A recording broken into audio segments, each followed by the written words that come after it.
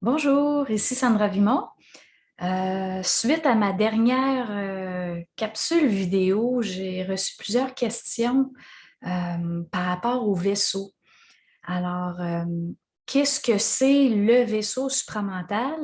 En fait, je l'avais expliqué un peu, mais je vais repartir de là pour qu'on comprenne. Donc, un vaisseau, c'est un corps subtil que l'ego peut acquérir, puis ce corps-là, il est sur le plan supramental.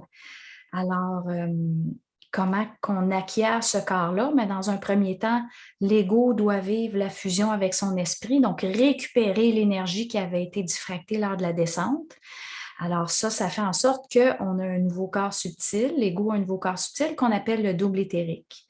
Ensuite, lorsque l'ego fusionne avec son esprit universel, qu'est-ce qui se passe? Bien, sur le plan surmental, le double éthérique, donc mon double éthérique, rencontre le double éthérique de ma contrepartie cosmique, donc la personne avec qui j'étais dans mon couple cosmique sur le plan supramental. Donc, c'est vraiment la même personne avec qui je dois me retrouver là, dans mon vaisseau. Donc, c'est la fusion entre moi et ma contrepartie cosmique qui va me permettre de récupérer ce véhicule-là pour qu'il devienne un de mes véhicules ou un de mes corps subtils. Alors, le couple cosmique, le corps supramental, ça devient un corps subtil à partir du moment que l'ego fusionne avec son esprit. Alors, c'est quand même intéressant de le comprendre comme ça. Puis ensuite, bien, les couples cosmiques s'agencent entre eux et quand ces sphères-là forment ce qu'on appelle communément la fleur de vie, bien, on se retrouve avec notre vaisseau. Alors, souvent, on va dire lors de l'incarnation ou la sortie du plan supramental, mais c'est tout le vaisseau qui descend là, vers l'incarnation. C'est peut-être pas nécessairement tout le monde en même temps, mais c'est le vaisseau complet qui descend. Alors, ça, c'est quelque chose qui est important de comprendre. Euh, Lorsqu'on rentre dans un vaisseau ou dans le soleil ou sur le plan supramental, ça revient pas mal au même, qu'est-ce qu'on peut voir, ressentir? Ça donne l'impression d'être comme une salle, ça peut être blanchâtre, ça peut être un peu doré, mais c'est très lumineux. On ressent un foisonnement parce que, en fait, souvent, je compare le plan supramental c'est comme un hologramme. Tous les potentiels sont contenus dans tout. Alors, c'est comme si je découpe un hologramme en 1000 morceaux. Ben, chaque morceau contient la totalité de l'information. Alors, quand je suis sur le plan supramental, ben, j'ai accès à tout ce foisonnement-là des potentiels. Donc, ça crée une sorte de mouvement atomique extrêmement fin, mais en même temps, il y a une immobilité, il y a une stabilité. Alors, on se retrouve vraiment avec ces deux constats-là. Puis, parfois, on va aussi ressentir le bien-être. Il y en a qui vont appeler ça le nirvana. Il y a toutes sortes de mots qui vont être utilisés pour décrire ces endroits-là, ces espaces-là. Si on y a accès, est-ce que ça veut dire qu'on a fusionné, qu'on a notre double, qu'on a notre corps supramental? Non, pas nécessairement, parce que tout le monde a un esprit, puis tout le monde a un esprit universel sur ces plans-là. Alors, on peut accéder à la conscience de ce plan-là via notre esprit universel. Là, je parle du plan supramental. C'est ce qu'on fait avec grande prouesse. Il y en a qui connaissent peut-être Sri Aurobindo et Mère. Donc, ils avaient cette grande capacité-là d'aller sur ces plans-là, de les définir. Donc, même s'ils n'avaient pas leur double, même s'ils n'avaient pas leur corps supramental, parce qu'ils l'ont bien dit que ça, c'était pas possible à cette époque-là, que ça viendrait juste à partir de 1969 avec l'arrivée de Bernard de Montréal. Ils n'ont pas mentionné Bernard de Montréal, mais ils savaient que ça se vivrait dans un futur. Mais ils ont quand même commencé à travailler, à faire descendre l'information et à vivre le ressenti de cette information-là dans leur corps. Donc, via une transmutation, même si c'est de dire, bon, mais les véhicules, on dirait qu'on les ressent, on est capable d'accéder à quelque chose, mais on ne peut pas en vivre une finalité. À cette époque-là, ce n'était pas encore possible. Mais tout ça pour dire que des gens qui n'ont pas de double, des gens qui n'ont pas de corps supramental peuvent accéder à ces plans-là. Il y en a qui y accèdent de toutes sortes de façons. Ça peut être par une forme de sexualité sacrée, si on veut le dire ainsi. Ça peut être via des plantes, via des drogues, via toutes sortes de moyens. Moi, je n'encourage pas les drogues, tout simplement parce qu'il y a des effets pervers aussi. Donc, oui, ça peut ouvrir beaucoup, mais c'est souvent une faille qui se crée pour des entités, puis souvent, mais ça va créer des dépendances. On veut retourner. Puis on a toujours besoin de la fameuse plante, puis les entités s'incrustent. Normalement, on est supposé de pouvoir aller sur ces plans-là sans aucune plante, sans aucune substance. Alors, moi, c'est ce que je préconise fortement pour vraiment qu'on puisse vivre cette symphonie-là ou cette beauté-là quand on veut et non pas sous un effet de conscience altéré parce qu'on n'est pas capable d'y aller seul. Alors, donc, c'est un peu ça, le vaisseau sur le plan supramental. Puis, quand j'avais vécu ma fusion, intégrer le principe de l'amour, j'ai eu mon corps supramental. Ça a pris à peu près 1 an et demi avant que je puisse commencer à le faire bouger. Puis j'ai réalisé qu'il pouvait se déplacer vers des plans de conscience inférieurs.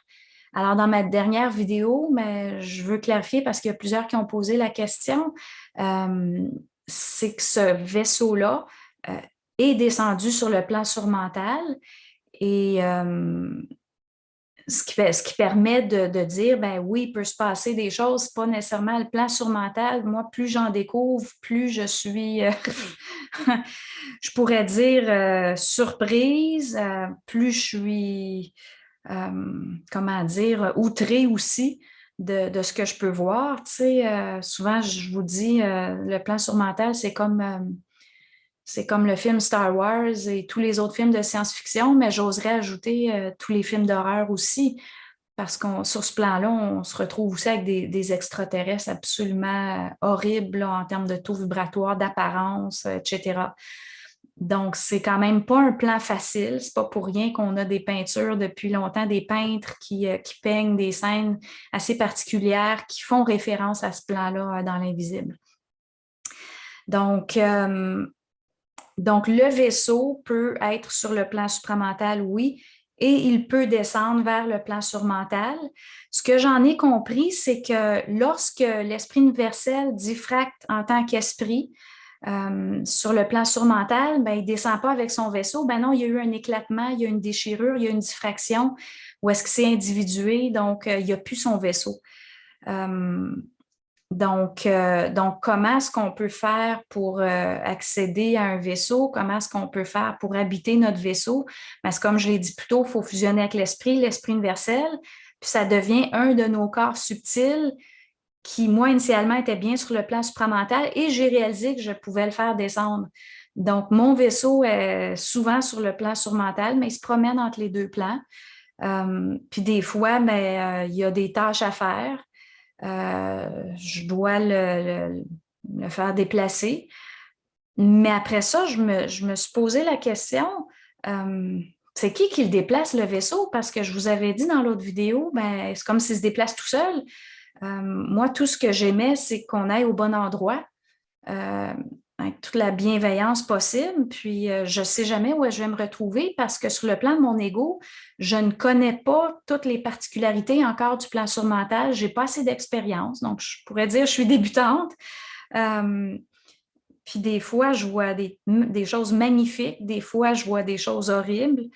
Puis c'est comme, j'ai pas le droit nécessairement de faire ce que je veux sur ce plan-là. J'ai eu le droit de détruire certaines anciennes structures, mais il y a des choses qu'on ne peut pas détruire, des choses qu'on ne peut pas changer, il y a des choses que ça nous est interdit, même si on le veut bien. Comme dans la dernière vidéo, je vous avais parlé, c'est comme un monde qui était vraiment pas beau avec des cages. Puis, ça me faisait penser vraiment aux prisons sous la terre ici, mais on ne peut pas détruire les prisons sans une conséquence fâcheuse. Alors, c'est la même chose sur ce plan-là. Donc, c'est vraiment le principe de l'intelligence qui règne. Mais moi, depuis plusieurs jours, ça me fatiguait beaucoup. Je disais, mais comment est-ce possible qu'il y ait des mondes si horribles sur le plan surmental, puis on ne peut rien faire pour les défaire, pour les détruire parce qu'on en a besoin? moi, ça me crée beaucoup de tension. Euh, Puis de savoir que mon vaisseau est allé là, alors j'ai dit, mais c'est qui ou quoi qui a fait que le vaisseau est allé là? C'est pourquoi que des consciences qui devaient être transférées dans ce monde-là. Puis j'ai réalisé qu'une fois qu'il y a un vaisseau en activité, euh, ben les esprits qui sont déjà sur ce plan-là peuvent accéder au vaisseau. Euh, donc, l'ego n'en est pas conscient, mais les esprits ont accès parce que le vaisseau, il est là. Puis, disons, dans mon vaisseau, ben, toutes les personnes qui sont dans mon vaisseau peuvent rentrer dedans. Mais ensuite, mon vaisseau peut commencer à se jumeler à d'autres vaisseaux. Alors, on peut se retrouver avec beaucoup, beaucoup, beaucoup de personnes dans un vaisseau. Il suffit tout simplement de fusionner des vaisseaux ensemble. Alors, c'est quand même intéressant de le comprendre comme ça. Euh, donc, qu'est-ce qui déplace le vaisseau? Ben, ça me donne vraiment l'impression que c'est la conscience collective de l'équipage, donc tous ceux qui sont là en fonction de leur expérience, des besoins, ça se fait tout seul. Tu sais, quand on dit qu'on n'a pas de libre arbitre, c'est drôlement le cas aussi dans le plan surmental. Tu sais, je vous contais à un certain moment, je voyais une scène que j'aimais pas. Sur le plan de mon ego, j'ai ouvert mon cœur, puis je me suis fait attaquer, puis j'ai dit merde, tu sais, c'est comme si je voulais m'impliquer moi personnellement, mais c'est vraiment comme si non, tu t'impliques pas, c'est un niveau collectif qui doit agir, puis toi, tu peux rien faire, tu sais. Puis là, ben, j'essayais de voir comment régler ce lieu-là que j'aimais pas. Je trouvais rien. Puis finalement, il y a une image qui est apparue, comme des êtres tout blancs. Je voyais pas de traits précis sur les corps qui se donnaient la main autour de ce monde-là que j'avais vu, que j'aimais pas. Puis, dans un silence complètement absolu, tu sais, c'est pas quelque chose qu'on peut décider, c'est pas l'ego qui décide. Moi, j'ai eu envie de dire, ah, mais est-ce qu'on peut mettre des pierres aussi? Est-ce qu'on peut mettre des fleurs? C'était comme, arrête de t'en mêler, là. C'est pas ton ego qui décide. Prends ce qu'on te donne, prends l'image, prends. Donc, c'est comme vraiment un mouvement où est-ce qu'il faut apprendre à travailler en collectivité avec la vague d'énergie qui est là. Donc, la première vague d'énergie m'avait amené à visiter ce lieu-là que je n'avais pas aimé, là, qui ressemblait vraiment à une prison horrible. Puis, il fallait y aller parce que la vague amenait là. Puis ensuite, mais la vague a amené vers justement la mise en place d'un cercle de personnes autour de ce lieu-là pour amener une guérison. Donc, si on ne peut pas briser la prison parce qu'on en a besoin, mais on peut amener guérison aux gens dans ce lieu-là pour plus qu'on ait besoin du lieu. Donc, c'était vraiment le travail inverse. Puis c'est pour ça que je ne trouvais pas de solution à cette problématique-là. Puis, ce que ça m'a fait réaliser, c'est que en vivant cette guérison-là, bien, les esprits qui étaient là ont pu suffisamment guérir pour pouvoir converger une ligne de temps. J'ai fait, ah, mais c'est exactement ça. Donc, s'il y a convergence de lignes de temps, puis ça arrive parfois qu'il y a convergence, puis on n'est pas dans le même lieu. On dirait que ça se passe plus souvent sur le plan de l'esprit que sur le plan de l'ego, mais je l'ai déjà vécu sur le plan de l'ego parce qu'on sait que l'ego, il est sur plein de lignes de temps qu'il doit faire converger, puis plus il les fait converger, plus il réalise qu'il n'y a plus de libre arbitre, sauf justement s'il diffracte, mais là, c'est de là que naît l'illusion du libre arbitre parce qu'il y a plusieurs possibilités. Tandis que plus on avance en conscience, moins il y a de possibilités qui peuvent s'actualiser. Donc, il faut être capable de vraiment juste suivre la vague puis d'accueillir ce qui est là.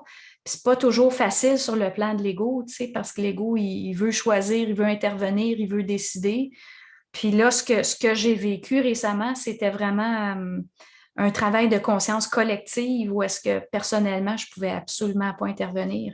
Donc, c'est quand même particulier comme constat. Donc, les vaisseaux se déplacent en fonction de la conscience collective ou des besoins des gens qui sont dans le vaisseau. Donc, ça, c'est intéressant, important de le comprendre parce qu'il n'y a pas de libre arbitre, encore une fois.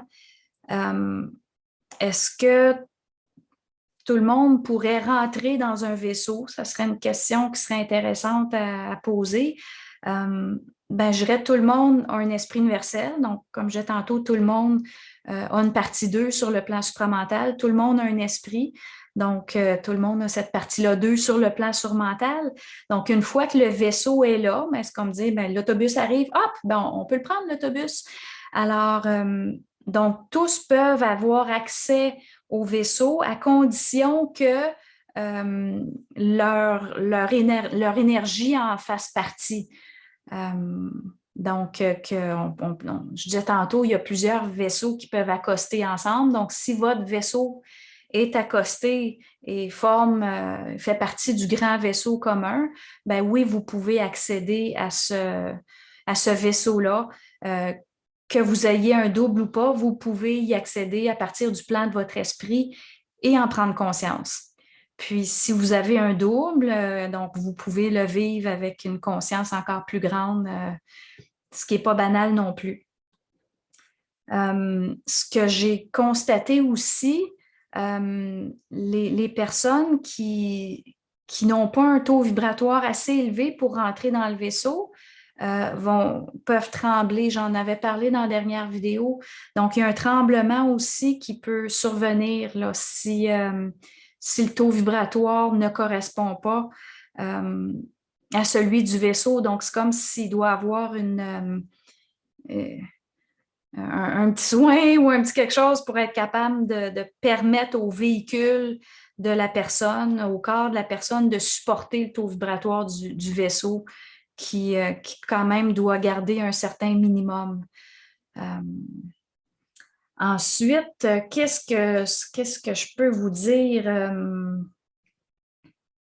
Ben, je dirais peut-être en conclusion, de dire que c'est vraiment important de travailler ensemble, de continuer à travailler ensemble pour que les structures qu'on pourrait dire archaïques, moi je considère qu'elles sont désuètes du plan surmental, ben, on peut en éliminer beaucoup. Ça, j'en parle entre autres dans mon livre, mon dernier livre sur la révolution, par le rapport de force, par la colère, dire non, mais ça ne va plus. Il y a des choses qui peuvent être détruites. Il y a des structures qui ne peuvent pas être détruites directement. C'est vraiment en collaboration collective qu'on va pouvoir amener une sorte de guérison pour que ces mondes-là cessent d'exister par convergence de lignes de temps. Alors, autant que ces convergences-là peuvent se vivre sur le plan de l'ego, elles peuvent se vivre sur le plan de l'esprit. Donc, les personnes qui ont des esprits qui sont davantage torturés sur le plan surmental, mais ça devient une piste intéressante.